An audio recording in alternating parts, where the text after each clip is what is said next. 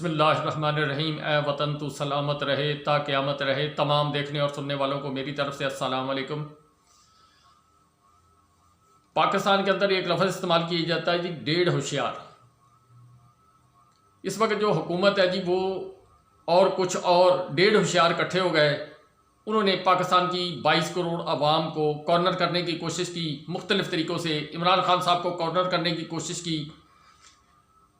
चलो वो तो एक आम लोग थे। फिर उन्होंने जनाब सोचा कि हमें तो पूछने वाला ही कोई नहीं है, हमारे पास ताकत बड़ी, हमारे पास जो उस दिन जरदारी साहब ने गोल्डन जुबली के मौका पर बयान दिया वो बड़ा ताकतवर बयान था। अगर उसको देखा जाए कि हम ऐसे नहीं हैं जैसा हमें समझा जाता है, हम जो कुछ करना चाहें हम कर सकते। कहने का मकसद था कि हमारे पीछे बहुत बड़ी ताकत है। जारी बात है जी, उनके पास वो जहाँ से ताकत आ रही थी, वो मैंने जो कल वीडियो के अंदर बयान की है, वो ताकत है। कुछ और लोगों की ताकत है। ये सारी ताकतें इकट्ठी हो गई थी। तो इन लोगों का ख्याल था कि हम जिस तरह पाकिस्तान तहरीक इंसाफ को और 22 करोड़ आवाम को पाँव के नीचे रौंदते हुए आगे बढ़ते जा रहे हैं, इसी तरह हम हर चीज़ को मिलियामेट करते हुए आगे गुजरते जाएं।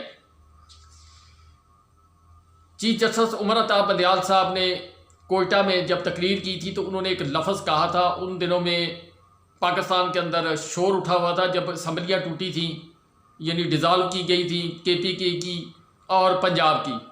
उसके बाद ये निगरान हुकूमतें बनी। निगरान हुकूमतें बनने के बाद जब इलेक्शन के बार बार डिमांड की गई पाकिस्तान तहरीक इंसाफ की तरफ से, तो इन्होंने जनाब उनको साफ एक किस्म का इनकार कर दिया कि अभी हमारे पास फ़ंड नहीं है, पाकिस्तान के अंदर दहशतगर्दी है, पाकिस्तान के अंदर हालात ख़राब है। ये सारी चीज़ें यानी एक उन्होंने राग अलापना शुरू कर दिया, डेढ़ होशियारी करनी शुरू कर दी। चीफ जस्टिस उमर अता बंदयाल साहब ने कहा जी कि आईन पाकिस्तान ने मेरे दौर के अंदर पहली दफ़ा दस्तक दी है सुप्रीम कोर्ट के दरवाजे पर मुझे बचा लिया जाए। वो उन्होंने अल्फाज इसलिए इस्तेमाल किए थे कि क्यों पाकिस्तान का आइन 1973 के आइन के तहत पाकिस्तान में जब असम्बलियाँ अपनी मुद्दत मुकम्मल कर रहे हैं तो 60 दिन के अंदर इलेक्शन होने, जब असम्बलियाँ डिज़ाल्व कर दी जाएँ तो 90 दिन के अंदर इलेक्शन होने। उन दिनों के अंदर ये हवा चल रही थी। उस वक्त पटिशन भी दायर हो चुकी थी। दोनों जो स्पीकर हैं दोनों असम्बलियों के, पंजाब असम्बली और KPK के असम्बली के, उन्होंने पटिशन सुप्रीम कोर्ट में, हाई कोर्ट में, हर जगह उन्होंने अपनी अपनी दर्ज की हुई थी। उसके ऊपर आवाज़ें हटनी शुरू हुई थी। तो चीफ जस्टिस साहब से पर मतलब उनको हर चीज़ की खबर होती है। उन्होंने ऐसा बयान दिया, तो जब उन्होंने बयान दिया तो इनको लगा कि चीफ जस्टिस साहब कोई इलेक्शन का ऐलान करने वाले हैं। इन्होंने जनाब चढ़ाई करनी शुरू कर दी। फिर जो कुछ उनके ऊपर जो कुछ किया गया, जिस तरह जस्टिस एजाजुल हसन साहब, जस्टिस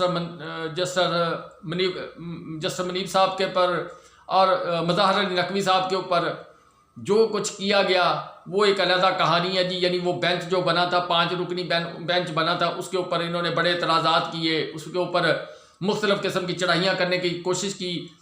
जलसों के अंदर जो कॉर्नर मीटिंगें होती थी उनके ऊपर, मीडिया के ऊपर खुलेआम उन पर तनकीद करना शुरू कर दी। लेकिन मौजूदा अदलिया के बेंच ने पहले वजाहत की कि हम जनाब ये हमारे अंदरूनी मामला है, इसको हल करने की कोशिश करेंगे। फिर वो बेंच टूटा। बेंच टूटने के बाद फिर उसमें से आदमी कम हुए, फिर जनाब उसमें से 3 रह गए। चीफ जस्टिस साहब ने वो बेंच जो है बरकरार रखा। जो मेंबरान 5 थे उनमें से 2 अलहदा हो गए, बाकी 3 रह गए। तीनों ने जनाब एक फ़ैसला दिया कि आईन पाकिस्तान की रूह से पाकिस्तान के अंदर 90 दिन के अंदर इलेक्शन कराने ज़रूरी हैं। तो उस वक्त 14 दिन ज़ाया हो चुके थे। जब 14 दिन ज़ाया हो चुके थे तो उन्होंने उसको आगे बढ़ाकर पहले, यानी जिस तरह आरिफ अलवी साहब ने मशावरत की, पहले 9 अप्रैल की डेट की, फिर उन्होंने 30 अप्रैल की मशावरत के बाद डेट दी, फिर इन्होंने डिले किया। डिले करने के बाद फिर मौजूद सुप्रीम कोर्ट ने रियायत बरतते हुए वो जो 13-14 दिन ज़ाया हुए थे उनको ऐड करते हुए 14 मई वाले दिन पाकिस्तान के सूबा पंजाब के अंदर इलेक्शन के आर्डर करवा दिए। और साथ ही उन्होंने जनाब हुक्मनामा जारी कर दिया तमाम जो वजारतें थीं उनको, उनके सेक्रेटरियों को, यानी उसमें वजारत ख़जाना थी, वजारत दाखिला थी, वजारत दिफा थी, और इसके अलावा कुछ और लोग थे जो मुतल्लिका थे। इलेक्शन कमीशन साहब उनको भी हदायत जारी कर दी कि आप रिपोर्ट पेश करेंगे तमाम बातों की और इस बात को यकीनी बनाएंगे कि इलेक्शन जो है वो अपनी मुकर्रर मुद्दत यानी 14 मई वाले दिन होंगे। उसके ऊपर इलेक्शन कमीशन साहब ने मुलाकात की, अपना इनके साथ मुज़ाकरात किए। अब खुदा जाने जी उन्होंने मिलजुल के काम किया, खुदा जाने इन्होंने उनको धोकर जवाब दिया, ये अल्लाह बेहतर जानता है, जिसके मतलब हमको हतमी राय तो नहीं कायम कर सकते। लेकिन आखिरकार जो आर्डर था जी वो यह था कि 10 अप्रैल को वजारत ख़जाना इनको फ़ंड जारी करेगी, 21 अरब रुपए के फ़ंड जारी करने थे।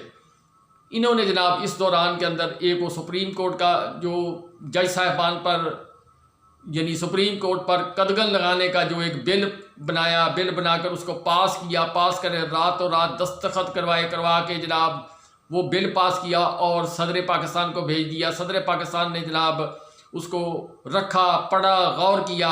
उसके बाद उन्होंने कहा जी इसमें बहुत सारे नकायस हैं, उन्होंने वापस भेज दिया। दूसरी तरफ उन्होंने जनाब मौजूद सुप्रीम कोर्ट से रब्ता कर लिया कि इसकी तशरीह की जाए कि आया ये लोग कर भी सकते हैं या नहीं कर सकते, या आइन से रूगर्दानी कर रहे हैं।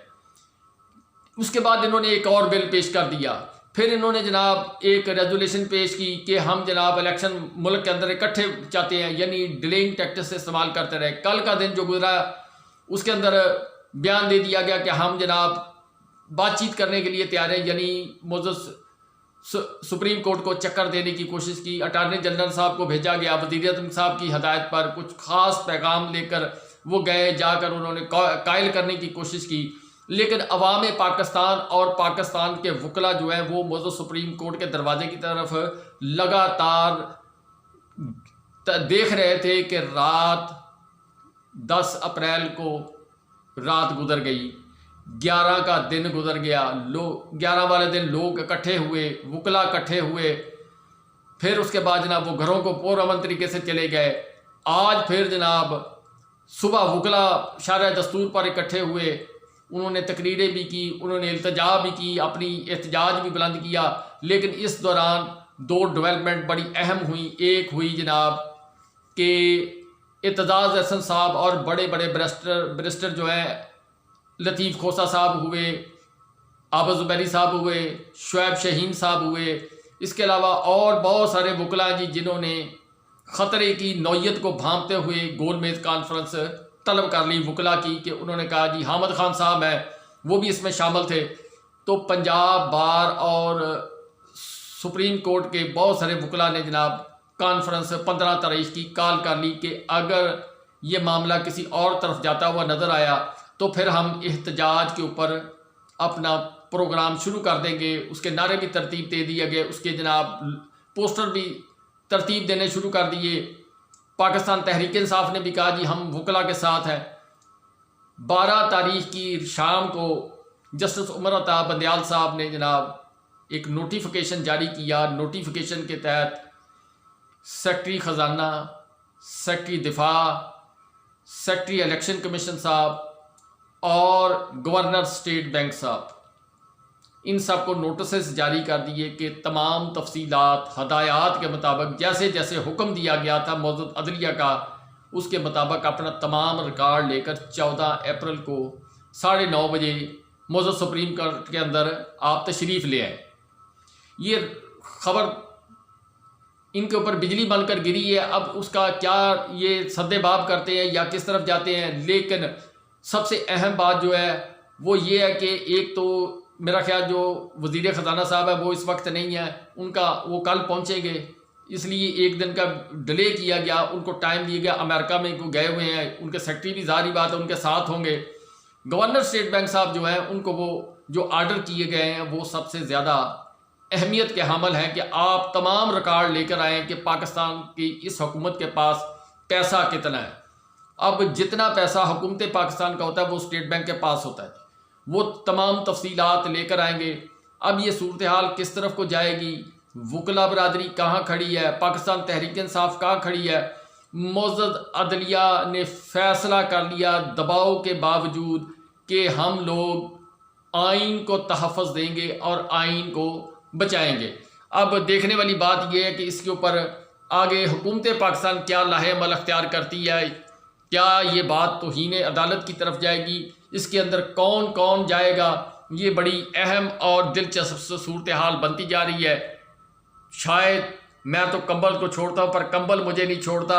शायद कंबल के छोड़ने का वक्त आ चुका है। मज़ीद इसका जो भी फैसला होना है वो अब देखा जाएगा। लेकिन इसके साथ साथ का आगाज़ जब तेज़ हो गया, फिर उन्होंने कोशिश की कि जो मौजूद अदलिया उसके अंदर नकब लगाई जाए, और उस नकब लगाने में काफ़ी हद तक ये कामयाब हुए या नहीं हुए। लेकिन जस्टिस उमर अता बंदयाल साहब ने तमाम हक़ाइक़ अपने तमाम साथियों के साथ, जो 15 जजेज़ हैं उनके साथ मशावरत की, मुख्तलिफ़ औक़ात में उनसे बैठ कर तमाम तफसीलात इकट्ठी की, बहुत सारी चीज़ें उनको पता चली। तो फिर उन्होंने ज़रा उस पर ख़ामोशी इख्तियार की। ख़ामोशी इख्तियार करने के बाद सोचने के बाद ये जो बिल इन्होंने सदर पाकिस्तान डॉक्टर आरफ अलवी साहब को भेजा था, जिसके तहत चीफ जस्टिस साहब के 100 वोटों लेने पर बहुत सारे मामला, जिस तरह नैब के पर काटे गए, इस तरह ये मौजूद अदलिया के पर काटना चाहते थे। फिर जो गोल्डन जुबली के अंदर जो सारा निज़ाम किया गया, अब उसमें कादी फायज़ ईसा साहब का वो आया, वजाहती नोट भी आया। उन्होंने 40 मिनट तक चीफ जस्टिस साहब से मुलाकात भी की है। उन्होंने मुलाकात बड़े अच्छे अंदाज में की। सारे हक़ाइक़ व वाक़यात चीफ जस्टिस साहब ने इकट्ठे करने के बाद फिर उन्होंने आज जिस वक्त ये नोटिस जारी किए, तो उसके साथ उन्होंने इस चीज़ का भी आर्डर कर दिया कि आपकी ख्वाहिश के मुताबिक लार्जर बेंच बनाया जा रहा है, जिसमें 8 मोअज़्ज़ज़ जज साहबान शामिल होंगे। जो कह रहे थे कि चीफ जस्टिस साहब अक्सरियत खो गए हैं, उनके साथ ज़्यादा जजेस नहीं हैं, तो उन्होंने 8 जजेस का लार्जर बेंच बना दिया गया। वो अब उस लार्जर बेंच के बनने से एक तो इनका वो ख्वाब चिकनाचूर हो गया, वो बिल जो है वो भी रुक जाएगा। बिल रुकने के बाद उसके ऊपर बहस होगी, तारीखें डलेंगी, तारीखें डलने के बाद फिर आगे जाके कहीं फ़ैसला होगा। वो फ़ैसला चीफ जस्टिस साहब करेंगे, या अगले जस्टिस एजाजुल हसन साहब करेंगे, या उसके बाद जस्टिस काजी फायज़ ईसा साहब करेंगे। ये बाद की बात है। लेकिन बिल जो है उसके मतलब ख़िलाफ़ रिट पटिशन जो है मुख्तलिफ़ लोगों ने मुख्तलिफ़ फोरम्स पर, अदालती फोरम पर जमा करवाई हुई हैं। काजी फायज़ ईसा साहब के मतलब भी जमा करवाई। अब ये देखने वाला बड़ा दिलचस्प केस बनता जा रहा है जी। जस्टिस उमर अता बंदयाल साहब ने दानिशमंदी के साथ इस सारे मामले को हैंडल किया, और इसके अंदर जो 8 रुकनी लार्जर बेंच बनाया जी, उसके अंदर जो जज साहबान शामिल हैं वो मिसाली है जी। अपनी मिसाल आप रखते हैं और उनके नाम। सुप्रीम कोर्ट का 8 रुकनी लार्जर बेंच आज जमीरात सबा दिन के 11:30 बजे चीफ जस्टिस ऑफ पाकिस्तान के इख्तियारात को कम करने के बिल को चैलेंज करने वाली 3 दरखास्तों पर समाअत करेगा। सुप्रीम कोर्ट पर एक्टिस एंड प्रोसीजर बल 2023 के उन्वान से इस बल का मकसद चीफ जस्टिस के दफ्तर को इनफरादी हैसियत में अज़ खुद नोटिस लेने के इख्तियारात से महरूम करना है। इसे इब्तिदाई तौर पर पार्लियामेंट के दोनों ऐवानों से मंजूर किया गया और सदर की मंजूरी के लिए भेजा गया। ताहम सदर ने इसे ये कहते हुए वापस भेज दिया था कि मुजवज़ा कानून पार्लियामेंट की अहलियत से बाहर है। सोमवार मंडे के रोज़ पाकिस्तान तहरीक इंसाफ के सेनेटर्स पार्लियामेंट में शोर मचाते रहे, मगर शोर के दरमियान बल को पार्लियामेंट के मुश्तरका इजलास में बाज़ तरामीम के साथ मंजूर किया गया।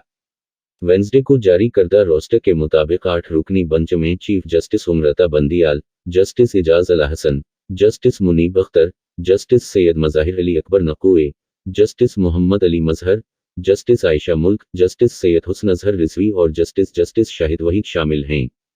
बेंच से खास तौर पर गायब हैं जस्टिस काजी फायज़ ईसा और जस्टिस अमीनुद्दीन खान, जिन्होंने पहले फैसला दिया था कि चीफ जस्टिस को खुसूसी बेंच बनाने या इसके अरकान का फैसला करने का इख्तियार नहीं है, और तमाम अज़ खुद मामलात को मुलतवी करने का हुक्म दिया था। इस हुक्म को बाद में 6 रुकनी लार्जर बेंच ने वापस बुला लिया। जस्टिस काजी फायज़ ईसा ने एक अदालती नोट में बाद में कहा कि बेंच ने आईनी अदालत की तश्कील नहीं की। आज जारी की गई काज लिस्ट में बताया गया कि आइन के आर्टिकल 184(3) के तहत 3 दरखास्तें एडवोकेट मोहम्मद शफी मुनीर, राजा आमिर खान, चौधरी गुलाम हसीन और दीगर ने दायर की हैं। आइन का आर्टिकल 184(3) सुप्रीम कोर्ट के असल दायरा इख्तियार का तयन करता है और इसे पाकिस्तान के शहरियों के बुनियादी हुकूक में से किसी एक के नफाज के हवाले से अवामी अहमियत के सवाल से मुतालिक मामलात में दायरा इख्तियार संभालने के काबिल बनाता है।